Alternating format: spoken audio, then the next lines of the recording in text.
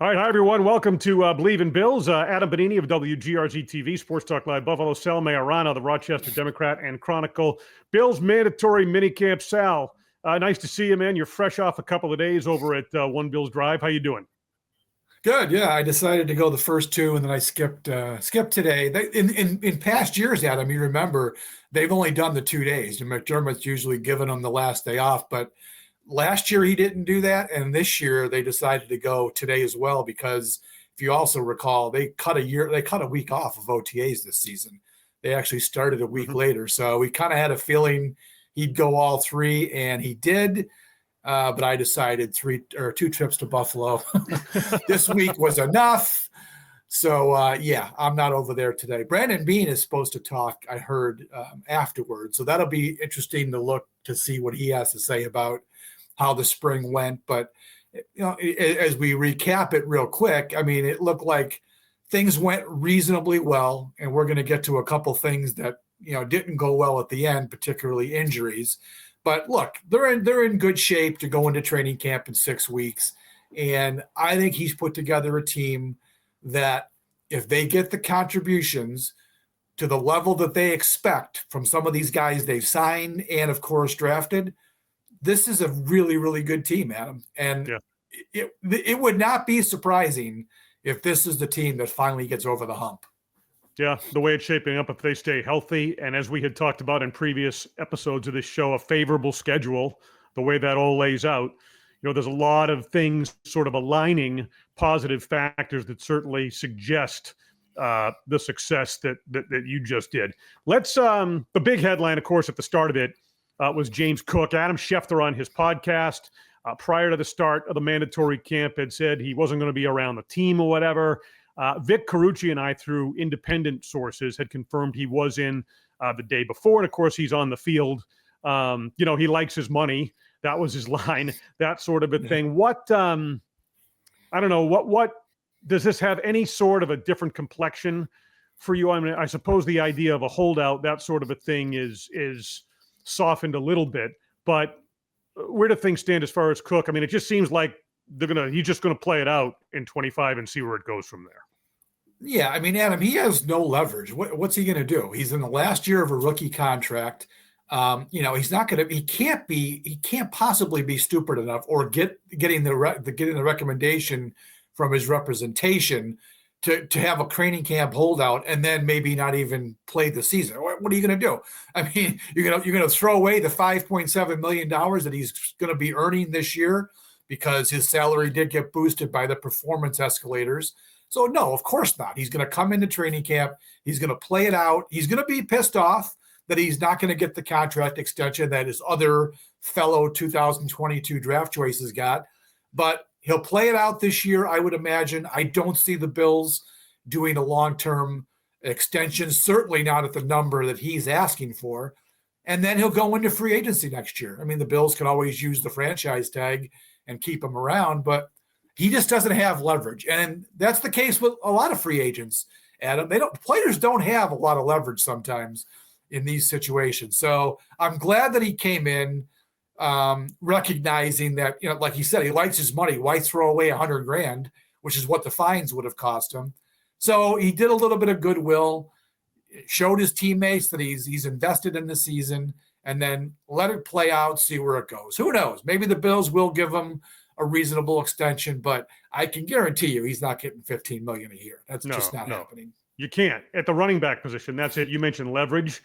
That players particularly lack it at that position. And look, I'm not going to sit here and say that James Cook isn't a cut above who else they have on the roster, right? I mean, he's a dynamic player, and he's proven to be such a critical aspect of that offense. But the drop-off isn't enough to justify the kind of numbers we're talking about here. I mean, particularly at the running back position, which has been a debated topic and, an issue for several years now.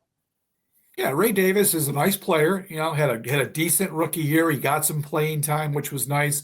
They re-signed Ty Johnson, Ty Johnson is not a number one back. He is exactly what the Bills signed him to be, the third down back who they can trust.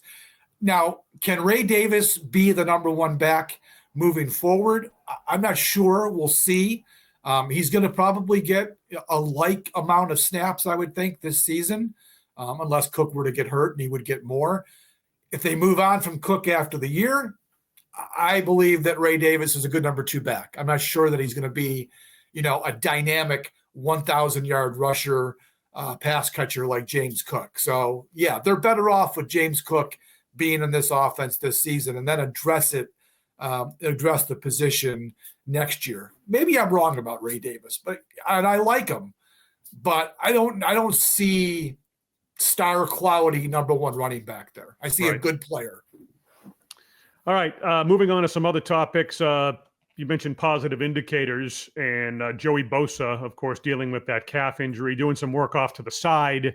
And the full expectation, his and everyone else's, is that he's going to be full go by the start of training camp. Let's hope the injury storyline is limited to what he's experienced now and he can stay healthy, because it's been a risk area with him, which is what, brings this uplifts or brings up the level of concern surrounding a kind of a nagging calf injury like this. Yeah, I mean, it's problematic because the last 3 seasons for him, not so much last year. He did play 14 games last year, but he has missed a lot of time in the last 3 years.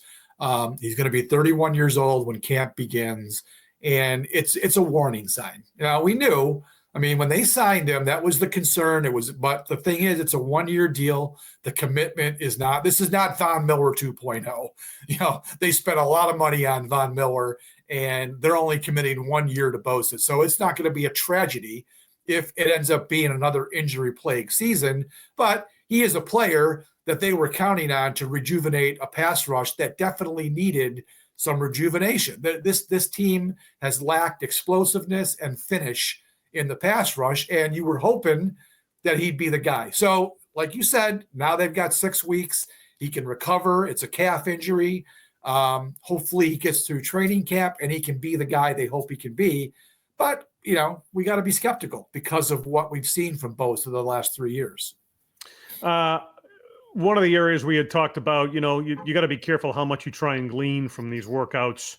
At this point, you start to get more during training camp and obviously the preseason and that sort of thing, players and their development. But a positional area of great concern has been and continues to be cornerback 2, right, opposite Christian Benford.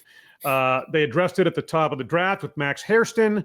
He's dealing with kind of a leg injury now. What were your observations and any takeaways you have for what's going on in that spot? Yeah, I mean, look, he is fast. They drafted him because he's going to be the fastest guy on the team. My hunch, Adam, in just watching these practices, and again, we'll see when training camp, everything changes at training camp. I have a sneaking suspicion that Trey White's going to be starting on day one. I don't know that Max Hairston, even though he's a first-round pick and all that, I don't know that he's going to be fully prepared to be the starter in game 1. Now, we'll see. I mean, I could be surprised, but Trey White has looked the thing about cornerbacks and wide receivers in these mini camps and OTAs is you do get to see, because they are going one-on-one. You can't make any judgments about O-line or D-line. That's just ridiculous. Right. There's no pads. You can't tell a thing. But with cornerbacks and receivers, you can get an idea of what's happening. And Trey White, look, he's 31, I think, so he's clearly not the same player he once was.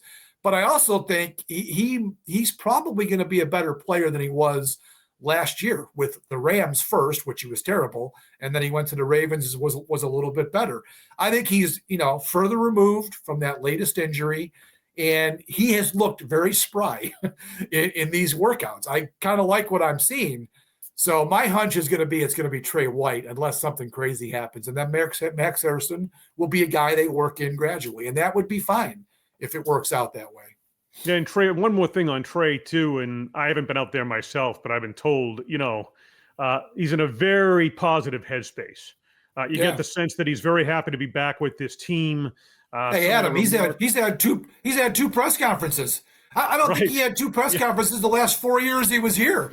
So, yeah, his headspace is pretty good right now. Can you remember, like you and I and many others it was after the ACL injury, right, or whatever, but trying to sort of track him down and get him to comment or whatever, and he was just so elusive at that time, a very dark time for him. Yeah. He's been through a lot with the two major injuries, and now back. I mean, I think it's uplifting for him, and I think it's uplifting for this team to have him back, right? Yeah. Like, I think there's an He's a beloved, intangible with him being back in the lineup. yeah, he's a beloved player. I mean, there's still a lot of guys on this team who were his teammates when he was last here in 2023. So I think they were very happy to get him back. McDermott, we know McDermott loves his guys. And Trey White, if you think of all the guys, Trey White might be his guy because he was the first draft pick he made.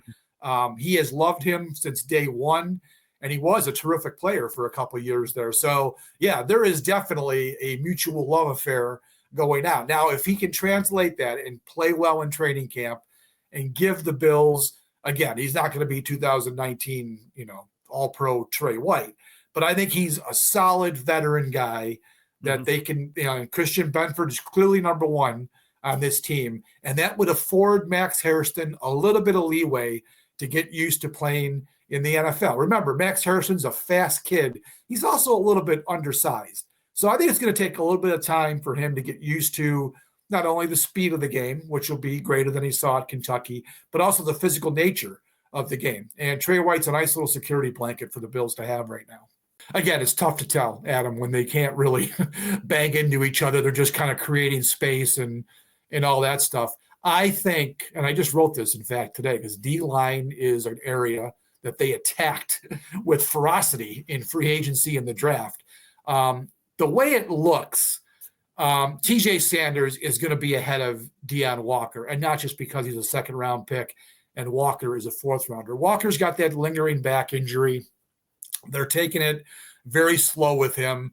So my expectation is the two kids they drafted, Sanders and Jackson, are going to be immediate contributors to this team, not only because I think they're good players, but remember, Hoyt and Ogunjobi are both going to be unavailable the first 6 weeks. So they're going to need Sanders to jump right into that D tackle rotation with Daquan Jones and Ed Oliver. And then obviously Landon Jackson, who I think Landon Jackson's got a good chance to take snaps away from AJ Epinesa at some point.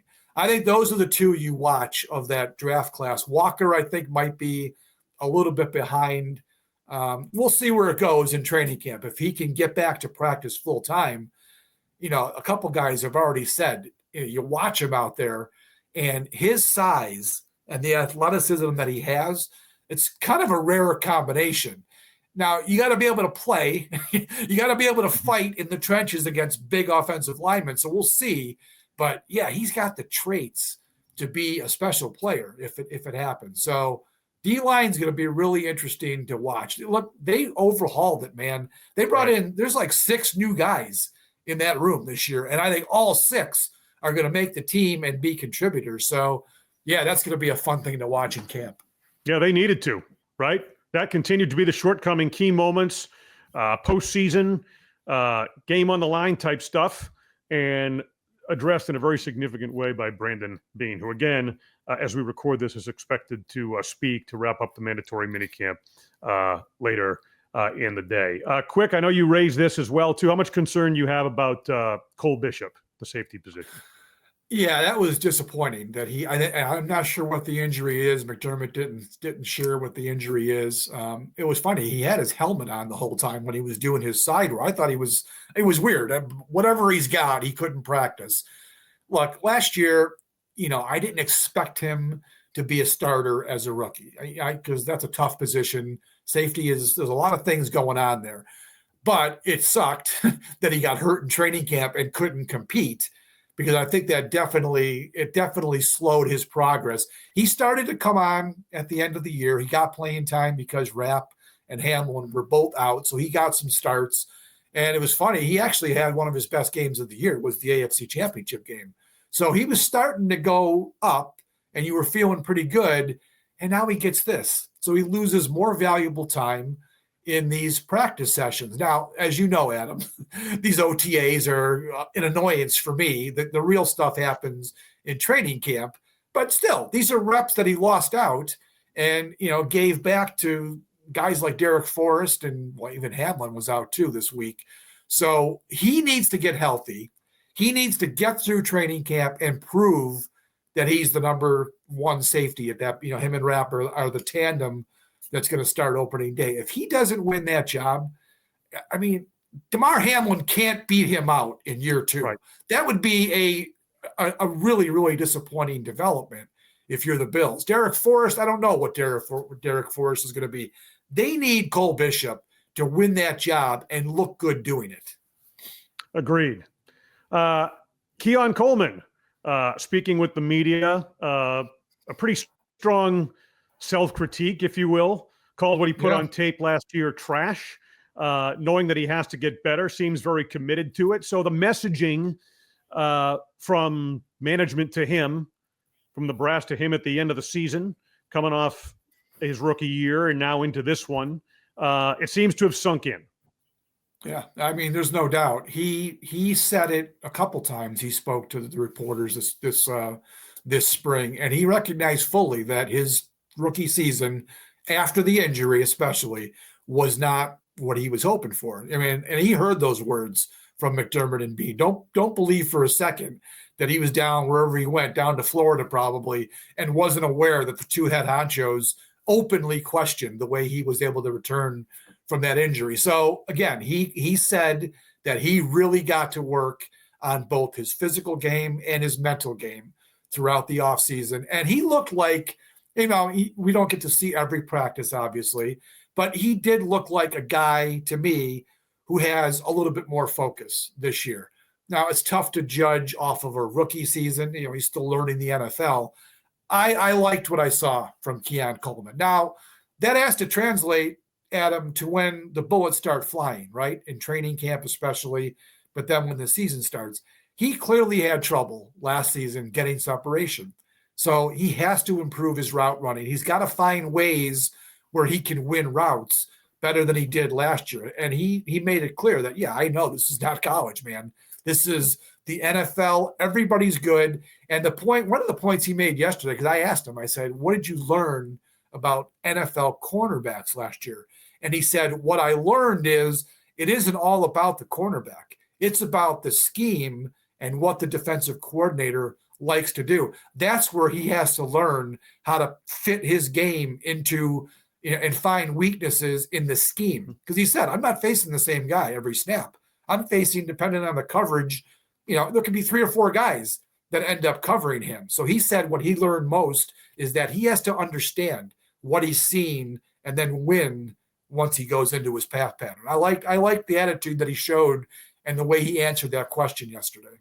I think that's really interesting and kind of a window into the difference between, perhaps the college game, right, and the NFL, both in terms of talent and obviously sophistication, right? Yeah.